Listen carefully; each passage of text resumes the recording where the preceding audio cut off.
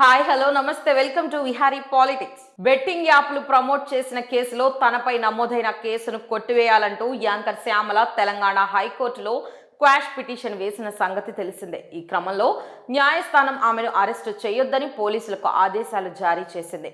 అలాగే విచారణకు సహకరించాల్సిందిగా యాంకర్ శ్యామలకు సూచించారు. ఈ క్రమంలో యాంకర్ శ్యామల సోమవారం పంజాగుట్ట పోలీసులు ఎదుట విచారణకు హాజరయ్యారు. పంజాగుట్ట పోలీస్ స్టేషన్లో విచారణకు హాజరైన యాంకర్ శ్యామలను పోలీసులు విచారణ చేశారు. ఇక విచారణ అనంతరం శ్యామల మాట్లాడుతూ విచారణ సమయంలో మాట్లాడడం సమంజసం కాదు అని పేర్కొన్నారు.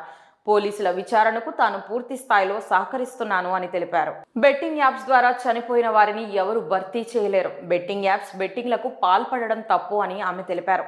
ఈ తరుణంలో యాంకర్ శ్యామలతో పాటు ఈ రోజు విచారణకు బయ్యా సన్నీ యాదవ్, అజయ్, సుధీర్లు కూడా హాజరయ్యే అవకాశం ఉంది.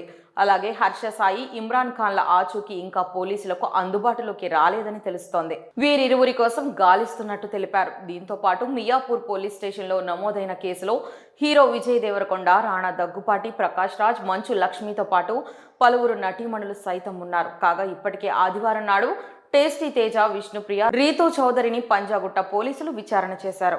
ఇక యాంకర్ శ్యామల వైఎస్ఆర్ కాంగ్రెస్ పార్టీలో ఉన్నారు. దీంతో ఆమెను సోషల్ మీడియాలో దారుణంగా ట్రోల్ చేస్తున్నారు. బెట్టింగ్ యాప్స్ ప్రమోషన్స్ కేసులో ఉన్న కారణంగా యాంకర్ శ్యామల పైన బెట్టింగ్ యాప్స్ ప్రమోషన్ చేసిన వైసీపీ ప్రతినిధి అంటూ మండిపడుతున్నారు.